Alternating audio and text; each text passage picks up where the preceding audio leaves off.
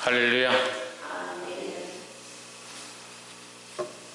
오늘 이 귀한 말씀이 우리에게 귀한 도전들이 되어지고 이 말씀으로 말미암아 오늘 하루도 승리하기를 주의 이름으로 축복합니다. 다니엘서 2장 말씀은 참 귀한 말씀입니다. 우리가 이 시대에 살아가야 될 방향이기도 하고 또한 믿음의 사람이 어떻게 세상에서 처세해야 될지를 가르쳐주고 또한 결국은 하나님의 영광이 우리 삶을 통해서 드러나게 되어지는 축복이 다니엘에게 있었던 것처럼 우리에게도 있게 되기를 주의 이름으로 축원합니다. 25절의 말씀 보면 이에 아리옥이 다니엘을 데리고 급히 왕의 앞에 들어가서 고하되 내가 사로잡혀 온 유다 자손 중에서 한 사람을 얻었나이다. 그가 그 해석을 왕께 하시게 하리이다 했습니다. 아리옥이 왜 급하게 왕에게 들어갔느냐? 지금 왕의 명령이 급해서 오히려 많은 사람을 죽여야 되는 박사와 술객과 점장이들과 세워진 모든 사람들을 죽여야 되는 그런 상황 가운데인데 그 명령이 급한데 이제 다니엘이 이 해석을 주겠다라고 하니까 급하게 왕에게 들어갔습니다. 세상의 이 방법들은 죽음이고 어제도 말씀드렸지만 결국 세상의 결과는 사망이다 하는 겁니다. 하지만 하나님 안에 살리는 방법이 있다. 그래서 이 바벨론 나라의 많은 사람들이 결국 죽게 되었는데 다니엘은 하나님의 사람으로 살리는 일을 하는 자로 세워졌다. 어제 나눈 말씀입니다. 28절에 보면 오직 은밀한 것을 나타내실 자는 27절부터 다니엘의 왕 앞에 대답하이르되 왕의 물으신 바 은밀한 것은 박사나 술객이나 박수나 점장이가 능히 왕께 보일 수 없으되 했습니다. 결국 세상의 방법으로는 이것을 알게 할 수 없다. 28절에 오직 은밀한 것을 나타내실 자는 하늘에 계신 하나님이시라 했습니다. 그가 느부갓네살 왕에게 후일에 될 일을 알게 하셨나이다. 왕의 꿈 곧 왕이 침상에서 내 속으로 받은 이상은 이러하니이다. 지금 다니엘이 그냥 왕 앞에 가서 왕의 꿈은 이렇습니다. 왕의 꿈의 해석은 이렇습니다. 바로 말할 수 있습니다. 그런데 다니엘이 뭘 합니까? 왜 하나님을 나타내는 겁니다. 지금 왕에게 왕이 원하는 것을 얘기하는 것이 아니라 하나님 원하시는 것을 얘기하는 겁니다. 이게 믿음 있는 사람과 믿음 없는 사람의 차이입니다. 세상 앞에 가면 세상의 주권자들 앞에 가면 세상의 권세자들 앞에 직장의 상사들이나 학교의 높은 사람들이나 정치의 높은 자들 앞에 가면 우리는 그 사람들이 원하는 말들을 하기 시작합니다. 우리가 알아야 될 것은 다니엘이 몰라서 이렇게 한 게 아니라 이 모든 원리를 알고 이 모든 방법들을 알고 있었지만 그는 그 앞에 가서 누구를 먼저 자랑하느냐? 하나님을 먼저 드러내고 하나님을 먼저 자랑했다는 거죠. 이게 사실은 현실적으로 어렵습니다. 지금 목숨이 위태한 경각 가운데 있는데 얼마나 급하면 아리옥이 급하게 왕에게 들어갔다라고 기록되어 있습니다. 그런데 그 앞에 불려온 다니엘이 왕이 원하는 대답을 하기 전에 먼저 뭘 하느냐? 하나님 원하시는 대답을 먼저 하는 겁니다. 이 세상의 모든 지혜와 방법으로 지식으로 할 수 없다. 누가 할 수 있느냐? 살아계신 하나님만 이것을 할 수 있다. 그럼 결국 이것을 누가 주셨느냐? 하나님께서 주셨다라는 거죠. 우리도 또한 먼저 하나님을 드러내고 먼저 하나님을 높이고 먼저 하나님께 영광을 돌릴 수 있는 이 지혜의 믿음, 이 참된 믿음을 가지시기를 주의 이름으로 축복합니다. 29절에 왕이 침상에 나아가서 장래일을 생각하실 때 은밀한 것을 나타내시는 이가 누굽니까? 예, 하나님이죠. 하나님께서 장래일 왕에게 알게 하셨사오며 30절 내게 은밀한 것을 나타내심은 내 지혜가 다른 인생보다 나은 것이 아니라 이 다니엘의 지혜가 다른 사람들보다 나은 것이 아니고 누가 뛰어나느냐? 하나님이 뛰어나다는 거죠. 그 다니엘은 계속해서 뭘 얘기합니까? 하나님의 전능하심과 하나님의 존귀하심과 하나님의 지혜의 무한하심을 자랑하고 있는 거예요.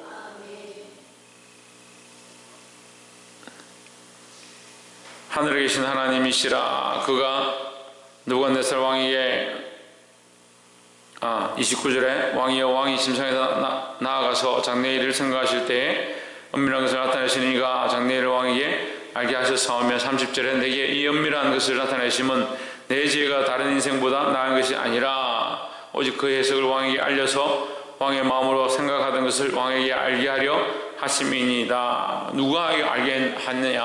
하나님이 알게 했다는 거죠. 그 계속해서 하나님께서 알게 하셨다. 쉽게 답만 얘기하면 되는데 이게 서론을 얘기하는 겁니다. 그 서론이 더 중요하다. 뭐가 중요하냐? 하나님께 영광 걸고 있는 이 믿음의 고백이 중요하다라는 거죠. 두 번째 나눌 말씀은 32절에 그 우상의 머리는 정금이요 가슴과 팔은 은이요 배와 넓적다리는 놋이요 그 종아리는 철이요 그 발은 얼마는 철이요 얼마는 진흙이었더니 했습니다.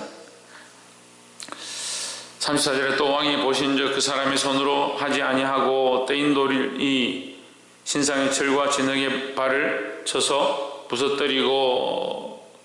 자, 우리가 이 해석들은 많이 합니다. 근데 이 해석에 분명한 것은 머리가 금인데 이 금은 38절에 보면 인생들 같은 짐승의 공중의 새들 어느 곳에 있는 것을 물어나고 그것들을 왕의 손에 붙이시다 다 다스리게 하셨으니 왕은 곧 그 금머리니이다 하십니다.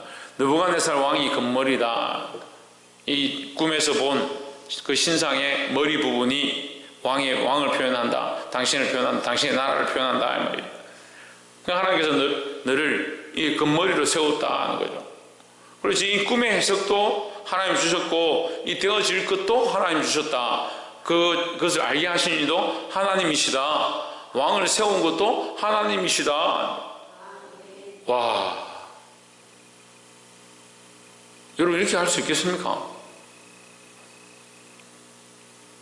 안 믿는 왕 앞에 나아가서 당신을 세운 게 하나님이다 지금 얘기하고 있는 거예요. 우리는 쉽게 이 말씀을 그냥 접합니다. 저는 이게 정말 대단하다고 생각해요. 만약에 내가 대통령을 만났는데 대통령에게 당신이 여기 대통령 된 게 하나님께서 하게 하신 것이다. 어떻게 그렇게 쉽게 말할 수 있겠냐. 근데 다니엘이 이 믿음을 드러내는 거예요. 당신이 금머리인데 하나님이 당신을 세웠다. 그래 정신을 차리라 이 말이죠. 우리말로 하면 정신을 차리라. 교만하지 마라. 근데 결국 교만해가지고 느부갓네살이 짐승이 되죠. 39절에 왕의 후에 왕만 못한 다른 나라가 일어날 것이요 메대와 바사가 일어날 것이고 셋째로 또 놋 같은 나라가 일어나서 온 세계를 다스린다. 이 놋은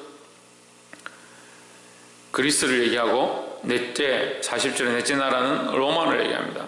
강하기가 철 같아서 모든 것을 부순다. 그 로마가 일어나서 다른 나라들을 많이 피해 살육을 합니다.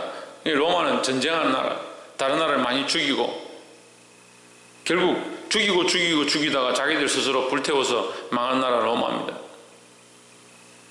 로마 뒤에 뭐가 일어나느냐. 41절에 왕께서 그 발과 발가락이 얼마는 토기장이에 진흙이 얼마는 철인 것을 보셨은즉 그 나라가 나눌 것이며 왕께서 철과 진흙이 섞인 것을 보셨은즉 그 나라가 철의 든든함이 있을 것이나 했습니다.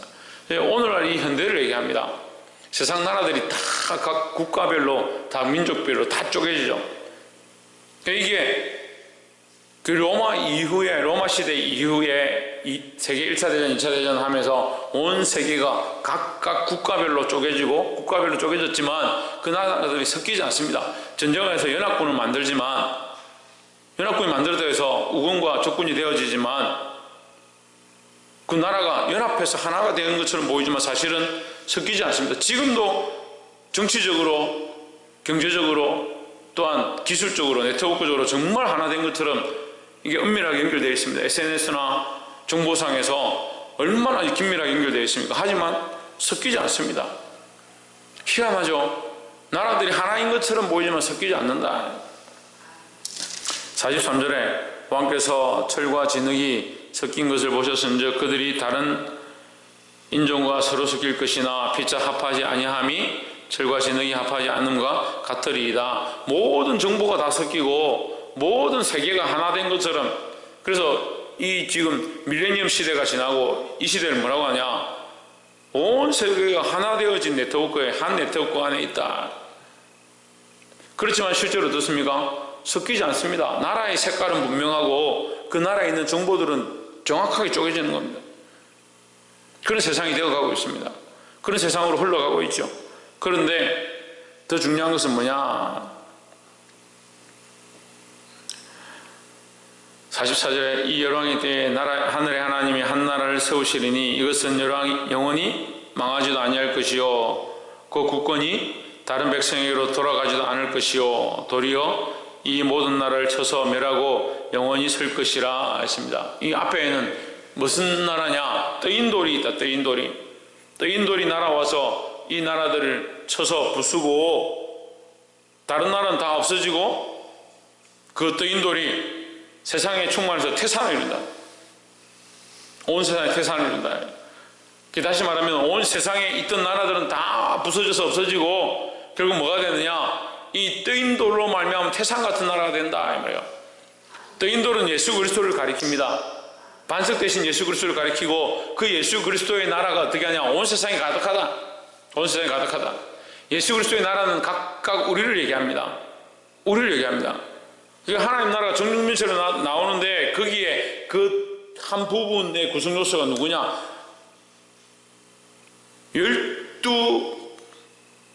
12족속, 이스라엘 12족속과 이스라엘 예수님의 12제자, 그것이 12문이다. 24문이다. 24문이다. 그 부분에 왜 제자고 왜 족속이냐?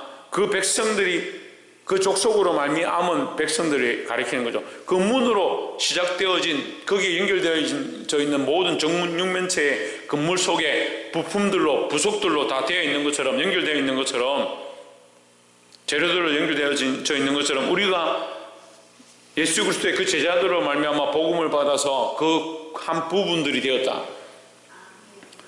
예수 그리스도를 가지고 있는 모든 작은 예수, 우리를 작은 예수라는데 오늘 잘 안 쓰는 말이지만 오늘 이 시대에 잘 안 쓰는데 우리가 어렸을 때는 이 얘기를 굉장히 많이 했어요. 굉장히 많이 썼어요. 예수 그리스도, 그 그리스도를 믿고 예수를 따라가는 제자들, 그가 뭐냐? 작은 예수다. 그래서 우리는 세상에 나가서 작은 예수의 역할을 하는 거예요. 작은 예수의 역할을. 세상을 깨어부수고 세상에 높아진 이론들을 깨어부수고 하나님 살아계심을 드러내는 이 하나님의 복음을 전하는 작은 예수가 되어지는 거예요. 그래서 이 떠인돌이 뭘 하냐? 세상을 깨어부수고 끝난 게 아니고 세상에 가득했다. 태산을 이루었다. 그 국권이 다른 백성에게로 돌아가지도 아니할 것이요 도리어 이 모든 나라를 쳐서 멸하고 영원히 설 것이다. 뭐가 영원히 서느냐? 예수 그리스도의 나라가 영원히 선다. 다른 백성에게 돌아가지 않는다. 그러면 다른 백성 반대는 뭡니까? 다른 백성 반대는 뭐예요? 예? 내 백성이죠. 내 백성. 다른 백성의 반대는 내 백성이다. 그 떠인돌의 백성이 누구냐? 예수 믿는 사람들이죠. 하나님의 백성들, 다른 백성들이 돌아가지 않고 지금은 바벨론이 다스리고, 자, 이 말 듣고요, 왕이 얼마나 화가 나겠습니까? 이 말을 제대로 알아들었으면. 이 정신 나간 놈아, 그러면 우리나라가 없어지고 다른 나라가 서고 그 나라가 다 망한 뒤에 마지막에 우리 백성들은, 내 백성들은 다 없어지고 너희 백성들이 국권을 가진단 말이냐? 이제 그렇게 될 거 아니에요. 근데 담대히 얘기하는 겁니다. 왜 담대히 얘기합니까? 내 뜻이 아니고 하나님 뜻이니까요. 45절에 왕이 사람의 손으로 아니하고 산에서 떠인돌이 철과 놋과 진흙과 은과 금을 부서뜨린 것을 보신 것은 세상의 모든 나라를 다 부서뜨린다. 크신 하나님이 장래의 일을 왕께 알게 하신 것이라 이 꿈이 참되고 이 해석이 확실하니이다 했습니다. 우리는 이것을 믿어야 합니다. 뭘 믿어야 합니까? 하나님의 나라가 반드시 올 것이고 그리스도의 주권이 백성들이 우리에게 주어질 것이다 라는 거죠. 그 하나님 나라를 사모하고 믿음으로 살아야 됩니다. 이 다니엘이 이 믿음으로 고백했던 것처럼 우리 또한 이 믿음으로 이것을 바라보고 사모해야 될 것입니다. 46절에 이에 느부갓네살 왕이 엎드려 다니엘에게 절하고 명하여 예물과 향품을 그에게 드리게 하니라. 47절 왕이 대답하여 다니엘에게 이르되 너희 하나님은 참으로 모든 신의 신이시요 모든 왕의 주제시로다. 내가 너희 이 은밀한 것을 나타내었으니 내 하나님은 또 은밀한 것을 나타내시는 자이시로다 하십니다. 할렐루야. 참 오래간만에 마음이 시원합니다. 이 무거운 체중이 체중이 확 내려가는 것 같습니다. 이사야, 예레미야가 에스겔을 통해서 이스라엘의 범죄함과 하나님 경고하시고 채찍과 막대를 들어서 결국 몽둥이인 바벨론까지 들어서 치시고 정신을 차리게 하시고, 그래서 이스라엘 나라가 다 망하는 모습들을 보면서 참 마음이 아프고 답답했는데, 오늘 이 말씀 가운데 그 이방 나라에 끌려간 그 죽을 수밖에 없는 그 상황에서 그들을 높여서 왕의 진미를 먹지 않았는데도 그 많은 사람들보다, 진미를 먹은 자들보다 더 뛰어나게 하시고, 또 박사와 술객과 점장이와 어떤 이들보다 더 뛰어난 지혜를 주셔서 하나님께서 결국 그들을 존귀케 하시는 이 사건들을 봅니다. 우리가 하나님을 높이면 하나님께서 우리를 높이실 것이다 라는 겁니다. 그러니까 우리 마음이 문제요. 우리는 높아지고 우리는 존귀를 얻기를 원하는데, 하나님은 높아지고 하나님께는 존귀를 돌리는 길을 별로 기뻐하지 않습니다. 내가 낮아지고 그를 높여야 하는데, 낮아지는 것은 하는 것 같은데 그를 높이지 않습니다. 그러니까 그게 세상의 겸손인 거예요. 자기를 낮추긴 낮춥니다. 자기를 낮출 줄은 알아요. 근데 누굴 높이지 않느냐? 하나님을 잘 높이지 않는 겁니다. 그게 세상의 겸손이라니까요. 말씀을 맺겠습니다. 사랑하는 성도 여러분, 우리가 그를 높이면 그가 우리를 드시고, 우리가 하나님을 높이고 인정하면 하나님께서 결국 우리를 영광 가운데 나타나게 하실 것이다 라는 겁니다. 오늘 이 바벨론 왕 느부갓네살이 모든 것을 다 가졌기 때문에, 모든 권세를 다 가졌고 모든 권력을 다 가졌기 때문에 그가 자신 있게 뭐라고 하냐? 내가 너에게 꿈을 말하지 않겠다. 너희가 스스로 해석해라. 너희가 진짜면 너희가 해석해라. 왜 그렇습니까? 그건 두려워할 게 없습니다. 너 바벨론 왕은 두려울 게 없어요. 손해볼 것도 없고, 그 꿈을 단지 자기가 무슨 뜻인지 모르겠으니까 신난할 뿐이지, 그들에게 그 꿈의 얘기를 할 필요가 없는 거죠. 근데 그것을 알게 하시는 이는 누구냐? 하나님밖에 없는 거예요. 그러니까 이 다니엘이 이 믿음의 자신감과 확신함을 들고 있으니까 죽음도 두렵지 않은 거예요. 그러니까 권력의 눈치나 어떤 상황을 눈치 보지 않고 어떻게 합니까? 믿음의 고백들을 하는 겁니다. 그러니까 이 다니엘과 그 세 친구와 같은 존재들 뭐라고 하냐? 세상이 감당할 수 없는 존재다. 그들이 세상이 감당치 못하는 것이 아니라, 그들이 하나님을 높이니까 세상이 하나님을 감당할 수 없는 거예요. 그들의 앞에 누가 있느냐? 하나님을 내세우니까 세상이 어떻게 하나님을 감당하겠습니까? 우리에게 이 믿음이 회복되어야 합니다. 우리가 나서고 우리가 일하는 것이 아니라 하나님을 앞세우고 하나님을 인정함으로 말미암아 세상이 하나님을 두려워하고 하나님을 높일 수밖에 없는, 하나님을 인정할 수밖에 없는, 그래서 세상이 감당할 수 없는 그런 믿음을 드러낼 수 있는 저와 여러분 되시기를 주의 이름으로 축복합니다. 기도하겠습니다.